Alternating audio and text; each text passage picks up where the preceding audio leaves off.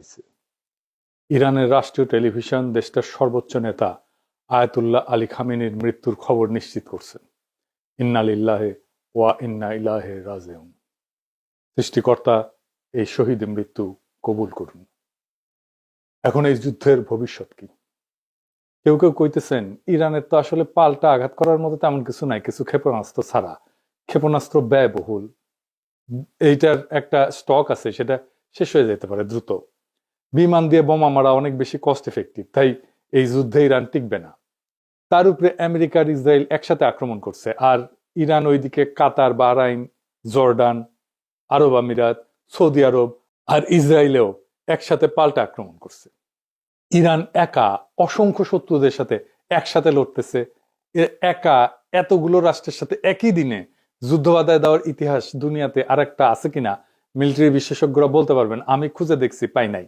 এটি একটা অভাবনীয় যুদ্ধ, এমন যুদ্ধ আগে কখনো হয় নাই। ইরান একটা মরণ কামড় দিছে, এমন ভাবে যে আমি তো মরবই, তোমাদের সাথে নিয়ে মরবো, এই স্টাইলে। এই যুদ্ধে ইরানকে পরাজিত হবে, অন্য পরাশক্তিগুলো কি অবস্থান নেবে? আর আমেরিকা আসলে লাগলো কেন ইরানের পিছনে? আমেরিকার লাভ কি? এই জটিল রাজনীতি বুঝলে পরিষ্কার হয়ে যাবে বিশ্ব রাজনীতি, ভূ রাজনীতি এগুলো কি আসলে কিভাবে কাজ করে। আসেন আজকাল আলাপ আল্লাহর নামে শুরু করি। আলোচনা শুরুর আগে আমরা একটু সংক্ষেপে জেনে নিই আগে কি কি ঘটছিল, তাহলে ইরানের সংকট কেন তৈরি হলো সেটা বুঝতে পারবো।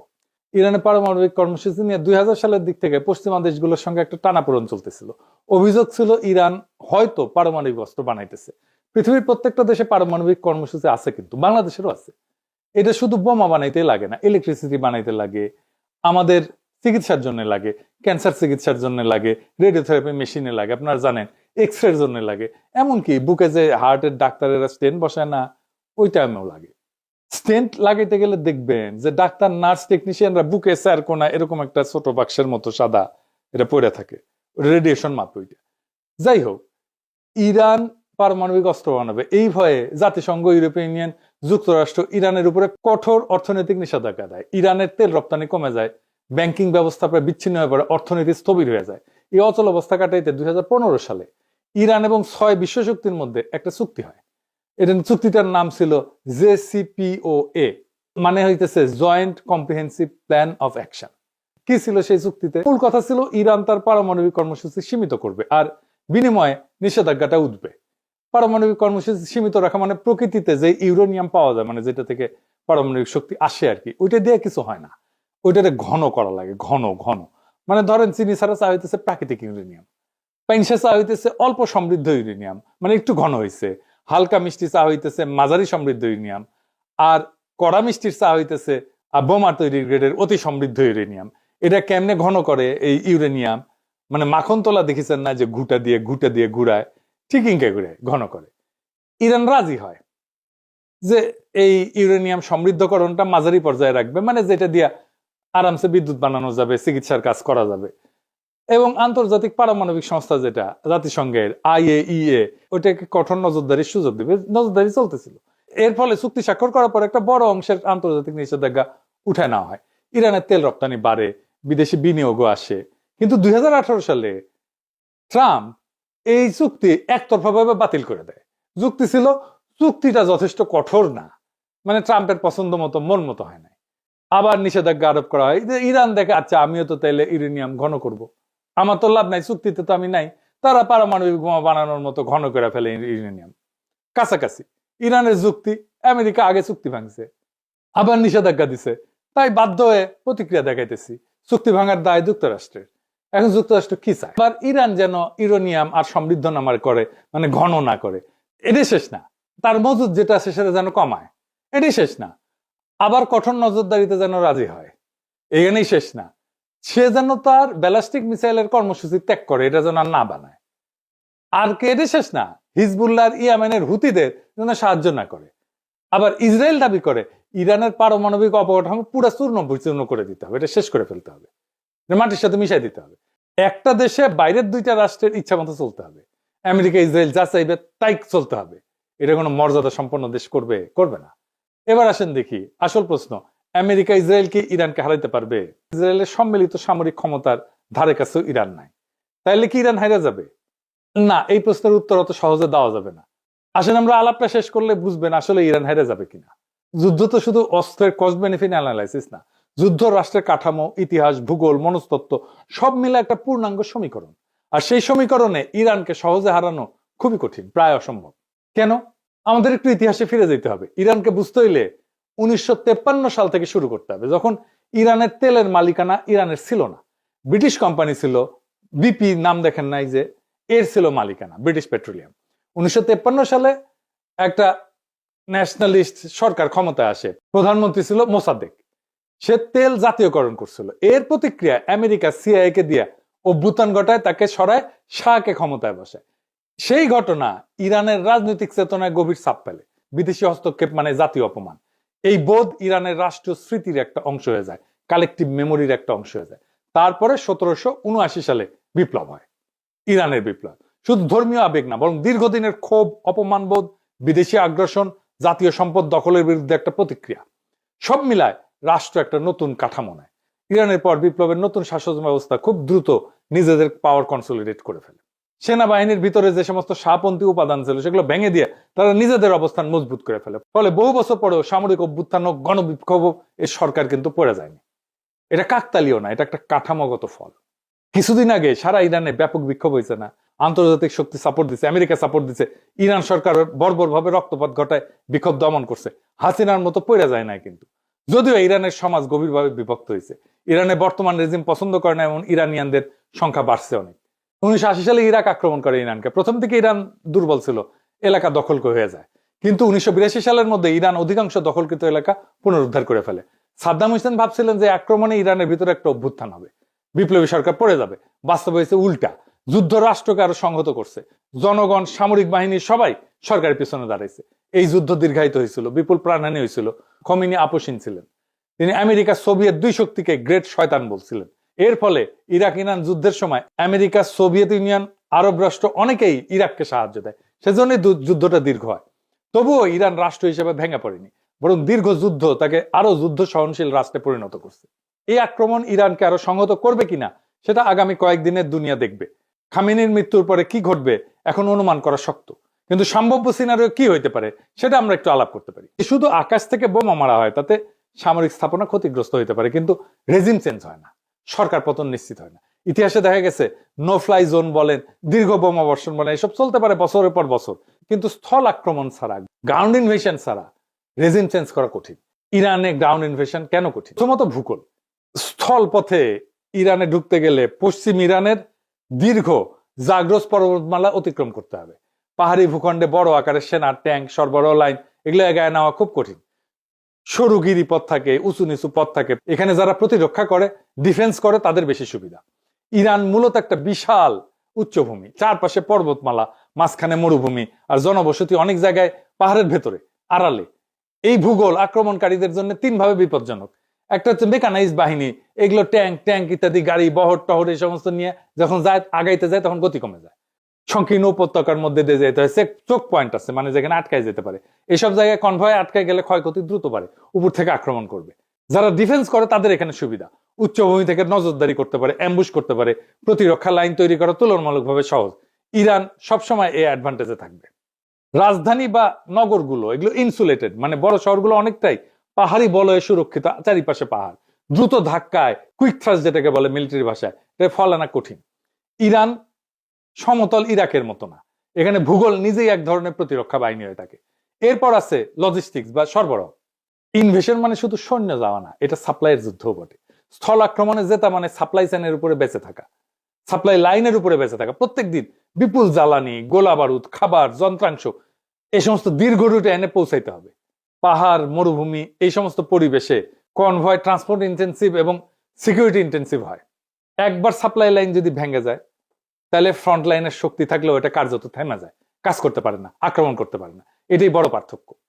গ্রাউন্ড ক্যাম্পেনে আপনার যুদ্ধ ক্ষমতা নির্ভর করে সাপ্লাই পৌঁছায় কিনা এটার উপরে। এরপর আছে এন্ট্রি প্রবলেম, কোন দিক থেকে ঢুকবে। এটা এই রাজনীতিতে অনেক সময় সামরিক সমস্যার চেয়েও বড় হয়ে যায়। ইরানে বড় স্কেলে স্থল আক্রমণ করতে গেলে প্রতিবেশী দেশগুলোর ঘাঁটি, করিডোর দরকার পড়বে, কিন্তু আঞ্চলিক রাষ্ট্রগুলো রাজনৈতিক ঝুঁকি নিতে চায় না। নিজেদের ভিতরে অস্থিরতা, ইরানের পাল্টা আঘাত, এই সমস্ত কারণে এই অ্যাক্সেসটা দিতে চায় না, এবং দেয়ও নি কেউ। এই জন্য অপারেশনাল প্ল্যানিং খুব জটিল হয়ে যায়। ইরান যেটা সিকিউরিটি স্ট্র্যাটেজি নিয়ে চলে, এটার একটা প্রতিরক্ষার ধারণা আছে, এটাকে বলে A2AD প্লাস অ্যাসিমেট্রিক। এটা দিয়ে সময় কেনে এবং খরচ বাঁচায়। A2AD এটা আবার কি আসলে এটা বুঝে দেখি। এনা সামরিক টার্ম ইউজ করলাম আর কি, কুল লাগে এনা এগুলো শুনলে, বুঝে কই। অ্যান্টি অ্যাক্সেস দুইটা এ, সেজন্য A2AD মানে হচ্ছে এরিয়া ডিনাল। সহজ ভাষায় শত্রুকে ঢুকতে দিও না, ঢুকলেও আরামে চলতে দিও না। ধরেন কেউ আপনার বাড়িতে ঢুকতে চায়, আপনি কি করবেন? গেটের সামনে কাটা বসাবেন, রাস্তা ব্লক করবেন, চারপাশে নজরদারি বসাবেন, ঢুকলে আঘাত করবেন। ইরানও সমুদ্র এবং আকাশপথে ঠিক এইটাই করে। উপসাগরে ছোট ছোট দ্রুতগামী নৌকা থাকে, সমুদ্রের মাইন পথ থাকে, দূরপাল্লা ক্ষেপণাস্ত্র থাকে, ড্রোন থাকে, এয়ার ডিফেন্স থাকে। উদ্দেশ্য হচ্ছে আমেরিকা বা অন্য কেউ যেন সহজে বাহিনী ঢুকাইতে না পারে। আর অ্যাসিমেট্রিক এটার মানে কি? অ্যাসিমেট্রিক মানে হচ্ছে শত্রু বড় এবং শক্তিশালী হইলে সরাসরি তার মতো লড়বে না, অন্যভাবে লড়বে। ইরান জানে যুক্তরাষ্ট্র প্রযুক্তি, বিমান, জাহাজে অনেক আগায়, তাই ইরান সরাসরি ট্যাঙ্ক বনাম ট্যাঙ্ক যুদ্ধ করতে যাবে না, বরং ছোট ছোট ছোট ছোট আঘাত, ড্রোন হামলা, প্রক্সি বাহিনী ব্যবহার করে মিসাইল ছড়ে দূর থেকে চাপ সৃষ্টি করবে, সাইবার হামলা করবে। এইভাবে বড় শক্তিকে ধীরে ধীরে ক্লান্ত করে ফেলবে। আর সময় কেনা মানে কি? ইরান জানে যে সে হয়তো দ্রুত যুদ্ধে জিতবে না, কিন্তু সে যুদ্ধ লম্বা করতে পারে। যুদ্ধ যত লম্বা হবে আমেরিকার খরচ বাড়বে, রাজনৈতিক চাপ বাড়বে, আন্তর্জাতিক সমর্থন কমতে পারে, জ্বালানির বাজার অস্থির হয়ে যাবে। অর্থাৎ ইরানের কৌশল হইতেছে দ্রুত হারবো না, যুদ্ধকে এমন ব্যয়বহুল বানাবো যাতে শত্রুই ক্লান্ত হইয়া যায়। আর খরচ বাড়ানো মানে শুধু টাকা পয়সা খরচ না, খরচ বলতে অর্থনৈতিক খরচ তো আছেই, তার সাথে সামরিক ক্ষয়ক্ষতি, রাজনৈতিক ক্ষতি, আন্তর্জাতিক চাপ। ইরান চেষ্টা করে যেন প্রতিপক্ষ ভাবে এই যুদ্ধে ঢুকলে লাভের চেয়ে ক্ষতি বেশি। এটাকে বলা হয় ডিটারেন্স। মানে এর জন্য শত্রুপক্ষ দূরে থাকবে, আক্রমণ করার আগে 10 বার ভাববে। এরপর হচ্ছে টেক দ্য সিটি সমস্যা, মানে শহর দখল করে ফেলে হারায় দেওয়া। এটা কিরকম এটা একটু বুঝে দেখে, এটা মজার বিষয় আছে। জনসংখ্যা বড় এবং অনেক, 31টা প্রদেশ আর 1,500 শহর। বড় শহরে 30টা, তারও বেশি। বড় শহরে ঢুকলে যুদ্ধ বদলায় যায়, কিন্তু ট্যাঙ্ক, আর্টিলারি অ্যাডভান্টেজ কমে যায়, স্নাইপার গুরুত্বপূর্ণ হয়ে যায়, তারপরে মাইন টাইন, ছোট ইউনিটের প্রতিরোধ এই সমস্ত বাড়ে, বেসামরিক ক্ষয়ক্ষতি, দ্রুত রাজনৈতিক সংকট তৈরি করে ফেলে। এরকম শহর দখলের পর্যায়ে গেলে এটা রাজনৈতিক সমস্যা শুরু হয়ে যায়। রাশিয়ায় এক স্ট্যালিনগ্রাদ শহরকে কবজা করতে পারে না হিটলার, লেজ গুটায় পালাইতে হয়েছিল। ইউক্রেনের শহর হইতেছে 450 মতো, রাশিয়া মাত্র 6-7টা দখল করতে পারছে এই 4 বছরে যুদ্ধে। এই জন্য আমেরিকা বড় আকারের যুদ্ধ দীর্ঘদিন চালাতে পারবে না। কেন? এটা আমার কথা না, ওয়াশিংটন পোস্টে আমেরিকান জেনারেলরা বলছে যুক্তরাষ্ট্রের কাছে এখন পর্যাপ্ত গোলা বারুদ, রকেট, ইন্টারসেপ্টার এগুলো নাই, যা বড় আকারে দীর্ঘ সময় যুদ্ধ চালাইতে পারে। এবং অনেক মধ্যপ্রাচ্যের দেশও তাদের ঘাঁটিগুলো যুদ্ধের কাজে দিতে রাজি না। এটা বড় ধরনের সামরিক অভিযানের জন্য একটা বড় বাধা, ওয়াশিংটন পোস্টের জেনারেলরা বলছে, আমেরিকান জেনারেলরা। আর 2 নম্বরে দিচ্ছে রাজধানী পতন মানে রাষ্ট্রে পতন না। তেহরান দখল হইলেও সরকার পূর্বাঞ্চলে সরে যায়, যুদ্ধ চালাইতে পারে। ইতিহাসে বহুবার দেখা গেছে রাজধানী হারা রাষ্ট্র লড়াই চালায় গেছে। মস্কোতেই তাই হয়েছে, নেপোলিয়ান গেছে, মস্কো দখল করছে, ওরা চলে গেছে দূরে, পরে আবার ফিরে আসছে। এবং নেপোলিয়ান ওই রাশিয়ার যুদ্ধে হারছিল, কিছুই করেনি, শুধু বসেছিল রাশিয়ান সোলজাররা। যাই হোক, তৃতীয়ত রাজনৈতিক মনস্তত্ত্ব। বাইরে থেকে হামলা হলে সরকার এটাকে বিদেশি আগ্রাসন হিসেবে তুলে ধরতে পারে, জাতীয়তাবাদী ঐক্য তৈরি করতে পারে। যে জনগোষ্ঠী সরকারের সমালোচক তারাও অনেক সময় দেশের প্রশ্নে একসাথে দাঁড়ায় যায়। দেখেন ইরানে বোমা মারতেছে, যুদ্ধ শুরু হইতেছে, জন্য ইরানিরা খুশি যে তারা জবাব দিতে পারে। চতুর্থত আমেরিকার নিজস্ব রাজনৈতিক বাস্তবতা। বড় আকারের স্থলযুদ্ধ মানে বিপুল খরচ, দীর্ঘ সময় আভ্যন্তরীণ রাজনৈতিক চাপ। শুধু নৌ এবং বিমান শক্তি দিয়ে সীমিত হামলা চালানো তুলনামূলকভাবে সহজ, কিন্তু স্থল বাহিনী মোতায়েন করা একটা ভিন্ন মাত্রার সিদ্ধান্ত। আর একটা দিকে হচ্ছে এয়ার স্ট্রাইকও কিন্তু সস্তা না। আধুনিক জেট বিমানে প্রত্যেক ঘন্টার ফ্লাইং খরচ, নির্ভুল অস্ত্রের মূল্য সব মিলায় দীর্ঘমেয়াদী বোমাবর্ষণও কিন্তু খুব ব্যয়বহুল। যদি দ্রুত রাজনৈতিক ফল না আসে, তাতে আক্রমণকারী পক্ষের আগ্রহ কমে যেতে পারে। ইয়ামেনে হুতিদের উপরে দীর্ঘ বোমাবর্ষণ করছে আমেরিকায়, তা হুতিরা আত্মসমর্পণ করছে? করে নাই। সব মিলায় সমীকরণটা এরকম যে ইরানের সামরিক সক্ষমতা হয়তো সীমাহীন না, ক্ষেপণাস্ত্রের মজুদ সীমিত, কিন্তু যুদ্ধে জেতা মানে শুধু প্রতিপক্ষের অস্ত্র শেষ হওয়া না, রাষ্ট্র ভাঙতে হইলে ভেতরের কাঠামো ভাঙতে হয়। আর ইরান বিপ্লব পরবর্তী 4 দশকে নিজেদের এমন ভাবে গড়ে তুলছে যে বাইরের আঘাত তাকে দুর্বল না করে এরকম সময় তাকে আরো সংহত করতে পারে। সুতরাং বর্তমান যৌথ হামলা ইরানকে ক্ষতিগ্রস্ত করতে পারে, কিন্তু শুধু আকাশ যুদ্ধ দিয়ে ইরানের সরকারকে সরানো, রাষ্ট্র কাঠামো ভেঙে ফেলা তা সহজ বা নিশ্চিত না। এরপরে ইরানের হাতে আছে 2টা স্ট্র্যাটেজিক অ্যাসেট। কি সেটা? পারমাণবিক বোমার চাইতে শক্তিশালী। একটা হইতেছে হরমুজ প্রণালী, 20 মিলিয়ন ব্যারেল তেল যায় প্রত্যেক দিন এটা দিয়া। 8টা দেশের তেল যায় সারা দুনিয়ায়, ইরান, ইরাক, ওমান, আমিরাত, সৌদি আরব, বাহরাইন, কাতার। সারা দুনিয়ার 20 থেকে 25% তেল এই ছোট্ট সাগর পথ দিয়ে যায়। এইটা ইরানের নিয়ন্ত্রণে। সৌদি, কুয়েত আর কাতারের 90% তেল এই রাস্তায় যায়। আর একটা হইতেছে ইয়ামেনের পাশে আর একটা গুরুত্বপূর্ণ প্রণয় আছে, তার নাম হয়েছে বাব এল মানদেব। এইটা লোহিত সাগর আর গালফ অফ এডেন এই দুইটাকে যুক্ত করে। এর মাধ্যমে জাহাজগুলো সুয়েজ খাল হয়ে ইউরোপ, এশিয়া এই রুটে চলাচল করে। এদিক দিয়ে তেল যায়। এখান দিয়েও প্রত্যেক দিন ধরেন 7 থেকে 10 মিলিয়ন ব্যারেল তেল, পেট্রোলিয়াম পণ্য এদিকে যায়। এইটা প্রায় 10% মতো তেল পরিবহন করে বৈশ্বিক তেলের। এটাও ইরান হুথিদের দিয়ে আংশিক বা পুরোপুরি বন্ধ করে দিতে পারে। এতে কোন কোন দেশ ক্ষতিগ্রস্ত হবে? আমরা তো হবই। আমরা দুধবাদ, ইন্ডিয়া হবে, ইউরোপ হবে, চায়না হবে, ব্যাপকভাবে ক্ষতিগ্রস্ত হবে। সেটা বড় ব্যাপার না, কিন্তু এই কারণেই বলা যায় ইরানকে আঘাত করা সম্ভব, কিন্তু সেটা ইতিহাস, ভূগোল এবং রাষ্ট্র কাঠামো বিচারে প্রায় অসম্ভব। এখন প্রশ্ন হইতেছে ট্রাম্পের কি লাভ ইরানকে?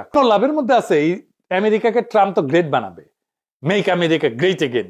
ও গুয়াত নাই সাম রাধাকৃষ্ণের নাম। তো এখন যারা ওর কম্পিটিটার, মানে ধরেন ইউরোপ, তারপরে চায়না, তাদের চাপে ফেলতে পারে। ইউরোপ আর চায়নাকে সে যুদ্ধ বাধা এই দুই শক্তিকে চাপে ফেললো, তেল পাইলো না, এক্সট্রা লাভ। তাদের ইকোনমি চাপে পড়বে, ইউরোপ এবং চায়নার ইকোনমি চাপে পড়বে এই যুদ্ধের কারণে, কারণ তাদের জ্বালানি আসবে না। ইউরোপ আর চায়নার ইকোনমি দারুণ ভাবে ক্ষতিগ্রস্ত হবে। আর ইন্ডিয়া আমার অনুমান সিস্টেম করে আসছে ও মোদির সফরে, আবার হয়তো রাশিয়ান তেল নিবে, এই কনসেশন দিয়ে আসছে। ট্রাম্প তো কিছু না পাইলে কিছু দেয় না। একবার তো নেতা নেওয়ার মনোরঞ্জনের জন্য নাচছিল মোদি, এপস্টেইন ফাইলে আসিছে। এইবার আমার অনুমান আফগানিস্তান আর পাকিস্তানের মধ্যে যুদ্ধটা ওই মোদি লাগাইছে, পাকিস্তানকে সীমান্তে বিজি রাখবে। এখন তালেবান আর ইন্ডিয়া তো জিগরি দোস্ত, পাকিস্তান যেন কোনোভাবে আর এইদিকে নজর দিতে না পারে, সাহায্য করতে না পারে ইরানরে। সে তো আবার ইরানের বন্ধু। আবার ভারতীয় রাষ্ট্রায়ত্ত company India Ports Global Limited, সে ইরানের চাবাহারের শহীদ বেহেশতি টার্মিনাল পরিচালনা করে। ভারত সেখানে ক্রেন, কার্গো হ্যান্ডলিং এই সমস্ত ইকুইপমেন্ট বসাইছে। এখান থেকে কোনো গোয়েন্দা তথ্য নিতে পারে। এই পোর্ট হয়তো তাদের কাজে লাগতে পারে ইসরায়েলের। ইরানের এই পোর্ট ম্যানেজমেন্টের দায়িত্ব তো উচিত হয় না দেওয়া ইন্ডিয়ারে, ইরানের। ওরা তো সবার বেশি বুঝে। আবার ওমানের ডোকোমেও একটা পোর্ট আছে যেখানে লজিস্টিক অ্যাক্সেস আছে, মেইনটেনেন্স অ্যাক্সেস আছে ইন্ডিয়ার। এটা আবার হরমুজ প্রণালীর জাস্ট বাইরে। ফলে পারস্য উপসাগরের উত্তেজনা হইলে বিকল্প অপারেশন পয়েন্ট হিসেবে এটা কাজ করতে পারে। হয়তো ইন্ডিয়া এই পোর্ট গুলো থেকে কোনো সাহায্য দিবে ইসরায়েলকে, আমেরিকাকে, হইতে পারে গোয়েন্দা তথ্য বা লজিস্টিক্স। ইরান হয়তো সামরিক দিক থেকে দুর্বল, কিন্তু ইরান কোনো ফাঁকা মরুভূমি রাষ্ট্র না। 1953 সালের অপমান, 1979 সালের বিপ্লব, 8 বছরের যুদ্ধ, এই রাষ্ট্রের ডিএনএতে বেঁচে থাকার রাজনীতি বসে আছে। খামেনি নিহত হয়েছে, তাহলে হয়তো নেতৃত্ব বদলাবে, কিন্তু রাষ্ট্র কি ভেঙে পড়বে? ইতিহাস বলে খুব সহজ না।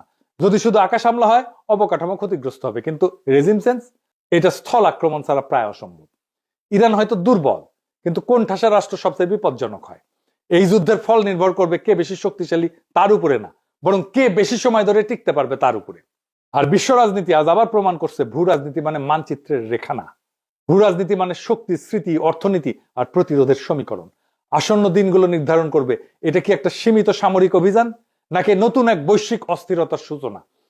আল্লাহ আমাদেরকে সবাইকে হেফাজত করুন। এই রক্তক্ষয়ী যুদ্ধ বন্ধ হোক। ইনকিলাব জিন্দাবাদ।